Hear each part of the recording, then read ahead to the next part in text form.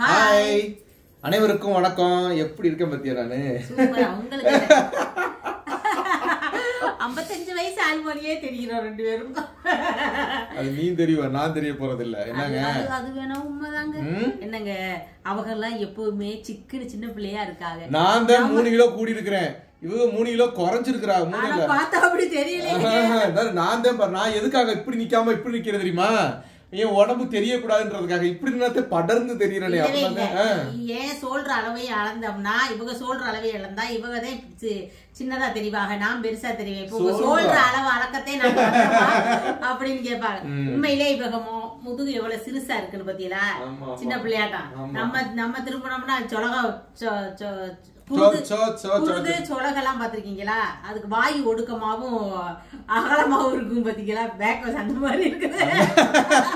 அந்த மாதிரி எல்லாம் கிடையாது, அந்த மாதிரி இருக்கு. எனக்கு அவரை சொல்லலங்க, நீங்க உன்னையதான் நானும் சொல்றேன். என்னைய சொல்லியிருந்தா கூட நான் விட்டுருவேன். உன்னை எப்படி நான் விடுவேன் சந்தா? உன்னை நான் ஏதாச்சும் நான் கேவலப்படுத்த விட்டுருவேனா? அது நீயே கேவலப்படுத்தினாலும் நான் விடுவேனா? நம்பிட்டோங்க, விட்டுருங்க. என்ன நம்பிட்டோங்கிற? இல்லடி தங்க பாரடி என்னை போட்டு இதுக்காம. அப்புறம் எல்லாரும் என்ன பண்ணிக்கிட்டு இருக்கீங்க? மத்தியான சாப்பாடு முடிச்சிட்டீங்களா? நாங்க மத்தியான சாப்பாடு முடிச்சிட்டோமா? இல்லங்க, இல்ல காலை சாப்பாடு தான் முடிச்சிருக்குது. மத்தியானம் சாப்பிடறது கிடையாது. பசங்களே இப்ப லேட்டா தெரிஞ்சாங்கன்னா நேற்று நைட் நாங்களே சொல்லியிருந்தோம் பர்த்டே பார்ட்டிக்கு போயிட்டு சாயந்தரம் படத்துக்கு போவோம் நைட்டுன்னு சொல்லியிருந்தோமா. போயிட்டு வர்றதுக்கு மணி 12 மணி ஆயிடுச்சு. வந்துட்டு இன்னைக்கு லீவு, நாளைக்கு பசங்களுக்கு லீவுன்றதுனால தான் நாங்கள் போனோம் படத்துக்கு. சரி, கோட் படம் பார்த்துட்டு வந்தோம். நல்லா இருக்கு, ஓகே. அதான் எல்லாரும் என்ன பண்ணிட்டு இருக்கு? மத்தியான சாப்பாடு நேரம் மீடியா வரதுக்குள்ள மத்தியான சாப்பாடு எல்லாரும் முடிச்சிருப்பீங்க. முதல்ல நாங்க எல்லாருக்கும் இனிய விநாயகர் சதுர்த்தி வாழ்த்துக்கள் சொல்லிடுறாங்க. எல்லாருமே நல்லா கொலக்கட்டை எல்லாம் வச்சிருப்பீங்கன்னு நினைக்கிறேன். நாங்க காலையில எல்லா வேலையும் முடிச்சிட்டோம். இன்னைக்கு கொலக்கட்டை எல்லாம் நான் அவிக்கலங்க. கொலக்கட்டை அவிக்கலாமான்னு கேட்டேன், முத்து வேணான்ட்டாங்க. சுண்டலை வச்சு சாமி கும்பிட்டுக்கோனா அதுவும் வேண்டாம், பழமும் பொரியும் வச்சு நம்ம வேணா சாமி கும்பிட்டுக்கோன்ட்டாங்க. சரிங்கன்னு சொல்லி விட்டாச்சுங்க. ஏன்னா அவிக்க தெரியாதவங்களை நம்ம அவிக்க சொல்லிட்டு தேவையில்லாத எதுக்கு அது நல்லா இல்லாம போயிடும். கொலக்கட்டை நான் அவிக்க மாட்டேனா? அவிச்சு கொடுக்கும்போது ஒத்த கொலக்கட்டையை முழுசா உள்ள இறக்கையில தெரியல ஆளுக்கு. கொலக்கட்டைன்னா அப்புறம் வாய்க்குள்ள இறக்கித்தானமா ஆகணும். கொலக்கட்டையில நான் நல்லா வைப்பேன். நான் நல்லா செய்யறது கொலக்கட்டை, ஆப்பம், இந்த மாதிரி ஐட்டங்கள் எல்லாமே, இடியாப்பம், பணியாரம்.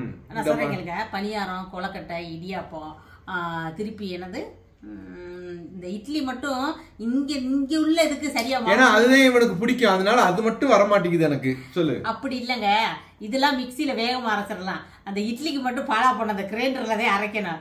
கிரைண்டர்ல அரைச்சோம்னு வச்சுக்கோங்களேன், கல்ல எடுத்து கழுவி வச்சு, அது உங்களுக்கு பழைய மாவு வேற பிடிக்காது, ஃப்ரெஷ் மாவுதே பிடிக்கும். எப்படின்னா இன்னைக்கு அரைச்சு நாளைக்கு சாப்பிடலாம், அடுத்த நாள் மாவு கூட சாருக்கு பிடிக்காது, புளிக்கிற மாதிரி.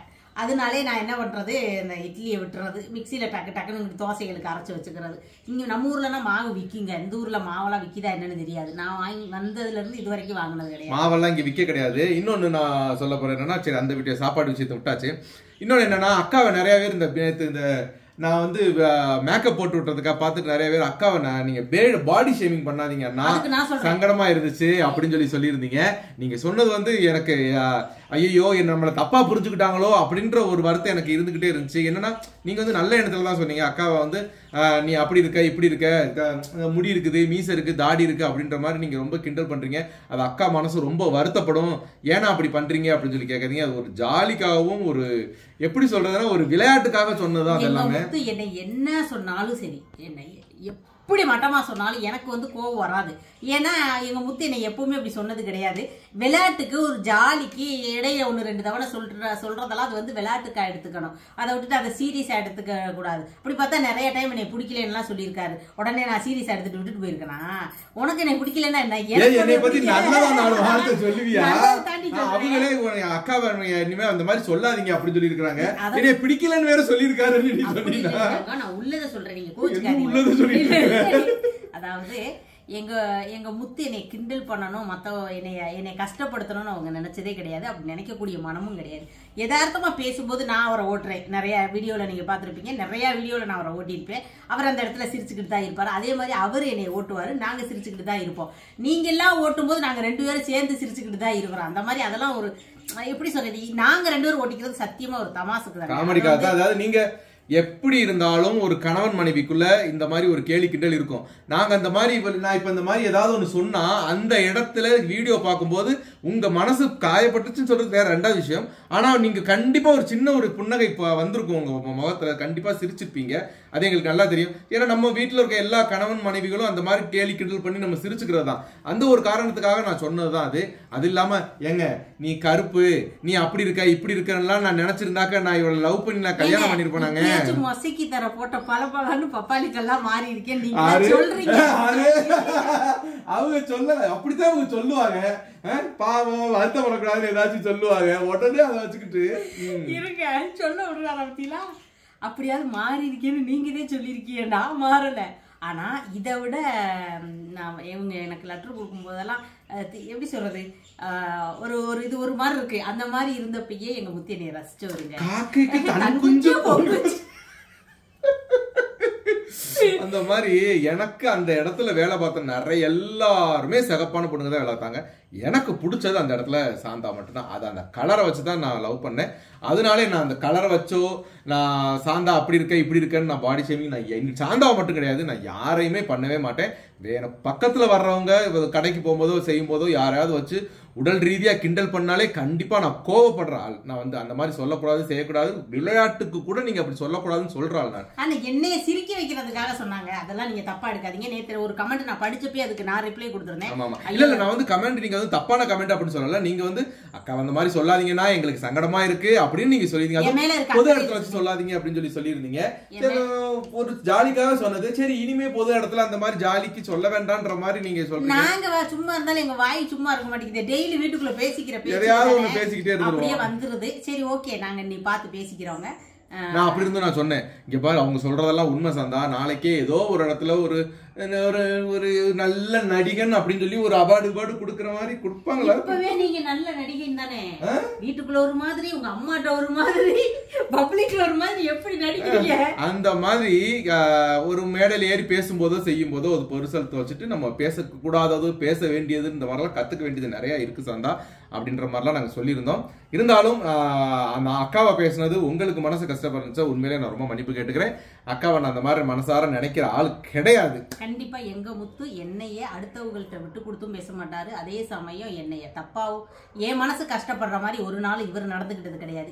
இவர் மனசு கஷ்டப்படுற மாதிரி கூட நான் நடந்திருப்பேன். ஆனா என்னைய ஒரு நாள் எங்க முத்து என்னை கஷ்டப்படுத்தினதே கிடையாது. அதனால நீங்க தப்பா நினைச்சுக்காதீங்க. அப்படிலாம் கிடையாது. புருஷன் பொண்டாட்டின்னு இருந்தாக்க ஒரு ஜாலி, ஒரு கொஞ்சல் நெஞ்சல், ஒரு குத்தல், ஒரு நக்கல் நையாண்டி எல்லாமே இருக்கணும். கண்டிப்பா அப்படி இருந்தா தான் வாழ்க்கை கொஞ்சம் ஜாலியா போய்கிட்டே இருக்கும். சரி இன்னொன்னு வந்து என்னன்னு கேட்டீங்கன்னா, வெள்ளாப்பத்துக்கு நீங்க எப்படி ஊற போடுறீங்க? நீங்க கடையில மாவை வாங்கி நீங்க ஊத்தி நீங்க இங்க பாத்துக்கிட்டு இருக்கீங்க, இல்லாட்டி பந்தா உங்களுக்கு வராதுன்னு நிறைய பேர் சொல்லியிருந்தீங்க. சரி அது எப்படி ஊற போடுறாங்கன்னு இந்த சந்தடி சாக்குல இதையும் சொல்லிடுவோம். வெள்ளாப்பம் எல்லாம் ஈஸியா வருங்க, அதெல்லாம் ஒண்ணும் பிரச்சனை கிடையாது. தோசை வெள்ளாப்பம் உங்க அம்மாவே ஆப்பக்காரமா தானே, உங்க ஊர்ல உங்க பேரு உங்க அம்மா பேர் வந்து ஆப்பக்காரமா இட்லிக்காரமான்னு தான் சொல்லி சொல்லுவாங்க. இப்ப நான் என்ன பண்றேன்னா, நான் ரேஷன் அரிசி பச்சரிசி தாங்க இங்க ரேஷன் அரிசி பச்சரிசி வச்சுதான் நான் எப்பவுமே ஊற போடுவேன். இட்லிக்கா இருக்கட்டும், தோசைக்கா இருக்கட்டும், ஆப்பத்துக்கா இருக்கட்டும், எல்லாத்துக்கும் நான் பச்சரிசி யூஸ் பண்ணும்போது ரேஷன் அரிசி தான். இதுல அதாவது காப்பிடி உலக்கு பச்சரிசி போட்டாங்கன்னா காப்பிடியில பாதி இவங்க வாய் அரைக்கும். ஊற போடும்போது இப்படி தள்ளி வாயில போட்டுருவாங்க. அதனாலதான் என் பல்லு அரிசி பல்லு மாதிரி திங்காதனாலதான் அப்படி இருக்கிறாங்க. எனக்கு ஒரு பல்லு ஒரு பல்லு கூட சூத்த பல்லு கிடையாதுங்க. நாங்க மட்டும் இங்க வாய்ப்பு சூத்த பல்லு வச்சிருக்கோம். பல்லு எல்லாம் எங்களுக்கு சூத்த பல்லு எல்லாம் கிடையாது. கடவுள் புண்ணியத்துல கை கால் பல்லு எல்லா ஆரோக்கியமும் கடவுள் நல்லபடியா கொடுத்திருக்காரு. அப்படியே இருக்கட்டும். சரி இப்ப அளவு சொல்லிடுவோம், மறந்துட போறேன். நான் வந்து இந்த மாதிரி காப்பிடியில 2 உலக்கு தாங்க போடுவேன். எனக்கு எப்படின்னா 2 நேரத்துக்கு வரும். காலையிலைக்கு வரும், சாயந்தரத்துக்கு ஒரு 3 பேர் சாப்பிடுற மாதிரி வருங்க. உங்களுக்கு எத்தனை ஆள் இருக்கீங்களோ அத்தனை பேருக்கு தக்கன ஊற போட்டுக்கங்க. இப்ப நீ எதுக்காக போடுற? நைட்டுக்கு ஆபத்துக்கு. நைட்டுக்கு இல்ல, நாளைக்கு காலையிலக்கு நான் ஊற போடுறேன். நீங்க 1 மணி நேரத்துக்கு முன்னாடி ஊற போட்டாலே போதும். பச்சரிசின்றனால சீக்கிரமா ஊறிடும், அதனால கொஞ்ச நேரத்துக்கு முன்னாடி ஊற போட்டாலே போதும். நான் இப்ப ஊற போட்டேன்னா கொஞ்ச நேரத்துக்கு முன்னாடி, ஏன்னா இங்க தணுப்பு காலங்கிறனால வேகமா புளிக்க மாட்டேங்குது. அதனால நான் என்ன பண்றேன், சிலர் சுடுதண்ணிய காய வச்சுக்கிட்டு இளஞ்சூடுல தண்ணிய வச்சு அதுக்கு மேல மாவு தூக்கி வச்சா சீக்கிரம் புளிச்சிடும். நான் இந்த மாதிரி செய்ய மாட்டேன். கொஞ்ச நேரத்துக்கு முன்னாடியே ஆட்டி வச்சா புளிச்சிட்டு போகுதுன்னு ஆட்டி வச்சிடறேன். அவ்வளவுதாங்க. இதை நான் இப்ப ஊற போடுறேன். வெறும் 2 கிளாஸ் பச்சரிசியை மட்டும் ஊற போடுறேங்க. இதோட பாக்கி அடுத்த வீடியோல வரும். அடுத்த வீடியோல ஆமா, இத பேசி வீடியோ விட்டுருங்க. நாளைக்கு தானே ஊற போட தான் புரியா? இத சொல்ல தெரியும். நான் எப்படி ஊற போடுறேன்னு சொல்றேன். நான் கூட என்னமோ பொதுவா எல்லாத்தையும் சொல்ல போற போல இருக்கு அப்படின்னு நான் நினைச்சுக்கிட்டு இருந்தேன். ஆமாங்க, இத ஊற போடுறேன். ஏமா ரெண்டு இது இப்படி காமிக்கிறதுக்கு ரெண்டு அப்படி பச்சரிசி ஊற போடுங்கன்னு சொன்னா பேச்சு முடிஞ்சிச்சு. விடுங்க, ஏங்க டென்ஷன் ஆகுது. இப்படி தான் அடிக்கடி பிரஷர் பார்ட்டி. நம்மதே அப்ப பல்ல இழுச்சிட்டு போயிடணும். 2 கிளாஸ் பச்சரிசி ஊற போட்டுக்கங்க. கொஞ்சம் ஊறினதுக்கு அப்புறம் அரைக்கும் போது மிக்ஸி ஜார்ல அந்த ஊற வச்ச அரிசி, கொஞ்சமா சோறு, பழைய சோறு பத்தியில அந்த சோறு, 1 கிளாஸ் சீனி, கொஞ்சமா ஈஸ்டர்னு தான் சொல்லுவாங்க, கொஞ்சமா ஈஸ்டர், தேங்காய். என்ன பண்றீங்கன்னா இந்த 2 கிளாஸ் அரிசிக்கு நான் இதுல பகுதி மூடி தேங்காய் திருவி அதுல போட்டுருவேங்க. இது எல்லாம் கொஞ்சம் கெட்டியா, ரொம்பவும் கெட்டியா இல்லாம ரொம்பவும் தண்ணி இல்லாம ஒரு நடுத்தர பக்கத்துக்கு அரைச்சி எடுத்து வச்சுக்கோங்க. நைஸா அரைச்சி எடுத்து வச்சுட்டு உப்பு போட வேண்டாம். அப்படியே கையை விட்டு ஒரு இலக்கி மூடி வச்சிருங்க. நம்ம 100 சூட்டுக்கு சீக்கிரமாவே புளிச்சிரும். நாளைக்கு காலையில சுட போகையில நீங்க என்ன பண்றீங்க, கொஞ்சமா உப்பு போட்டு கலக்கிக்கிட்டு சுட்டு பாருங்க, சூப்பரா வரும். இதாங்க மாவு அரைக்கிற பக்குவம். ஆமா, மாவு அரைக்கிற பக்குவம் சொல்லிடுச்சா? இன்னொரு கமெண்ட் கொண்டு சொல்லிடுறேன். பக்கத்து வீட்டு சேவல் என்னாச்சுன்னு இப்ப நிறைய கமெண்ட் வந்துகிட்டே இருந்துச்சு. பக்கத்து வீட்டு சேவல்லாம் அவங்க வித்துட்டு அவங்க என்னாச்சு ஆளுன்னு கேட்டுக்கிட்டே இருந்தீங்க. அவங்க வந்து 2 பேரும், அந்த தாத்தையும் அந்த சேட்டனும் சேச்சின்னு வச்சுக்கோங்க. உங்களுக்கு தாத்தனா தெரியாது, அந்த சேட்டனும் சேச்சியும் விவாகரத்து வாங்கி போயிட்டாங்க. அவர் மட்டும் இருந்தாரு. அப்ப அவர் வேற ஒருக்கு வாடகைக்கு வீட்டை விட்டுட்டு அவர் போயிட்டாரு. அதனால அங்க இருந்த பொருள்கள் எல்லாத்தையும் வித்துட்டு அவர் வேற வீட்டுக்கு போயிட்டாரு. இங்க வந்து இப்ப இருக்கிறது வேற ஒருத்தவங்க வாடகைக்கு வந்து இருக்கிறாங்க. அவங்க விவாகரத்தானனால போயிட்டாங்க. அதனால சேவல் இல்லைன்னு இல்லாட்டி நாங்க வீடியோ தொடங்கினோடனே சேவல் வருமே, என்னாச்சு சேவல் சவுண்டே காணவே, சிட்டுக்குருவி சவுண்ட் எல்லாம் கேக்குது. அந்த சேவல் சவுண்டை நாங்க ரொம்ப மிஸ் பண்றோம்னு சொன்ன அந்த உறவுகளுக்காக இந்த வார்த்தை சொல்லியாச்சு. உங்களுக்கு கிளியரா புரிஞ்சிருக்கும்னு நினைச்சிருக்கேன். மறுபடியும் ஒன்ஸ் மோர் பண்றேன், கேட்டுக்கங்க. 2 கிளாஸ் பச்சரிசியை ஊற போட்டதுக்கு அப்புறம் ஊறினதை எடுத்து மிக்சியில போட்டு தேங்காய் ஒரு மூடி திருகி போட்டுக்கோங்க. கொஞ்சமா சோறு போட்டுக்கோங்க. இவ்வளவு தக்கன சோறு போட்டுக்கோங்க. 1.5 ஸ்பூன் இல்ல 1 ஸ்பூன் ஜீனி போட்டுக்கோங்க. கொஞ்சமா ஈஸ்டர் போட்டுக்கோங்க. மொத்தத்தை அரைச்சி எடுத்து வைங்க. காலையில ஊத்த போற டயத்துக்கு உப்பு போட்டு கரைச்சி ஊத்திக்கங்க. ஓகேங்களா? இதுதான் நான் அரைக்கிற மெத்தேடு. வேணும்னா நீங்க ட்ரை பண்ணி பாருங்க, சூப்பரா தான் இருக்கும். நான் ஸ்டூ வச்சு காமிங்கன்னு சொல்லியிருந்தீங்க. அதை நான் வைக்கும்போது ஒரு நாள் காமிச்சு வீடியோ போடுறேங்க. எனக்கு அந்த ஸ்டூ சொல்லி கொடுத்தது சேச்சி வீடு தான் சொல்லி கொடுத்தாங்க. ஸோ அது நல்லா தான் இருக்கு. பிடிச்சிக்கிட்ட டேஸ்ட் பிடிச்சனால நான் கண்டினியூ பண்ணிக்கிட்டேன். நீங்களும் பிடிச்சிச்சுன்னா உங்க வீட்டில் கண்டினியூ பண்ணிக்கோங்க. ஓகே, பாருங்க, பார்த்து பத்திரமா இருங்க. பாய்.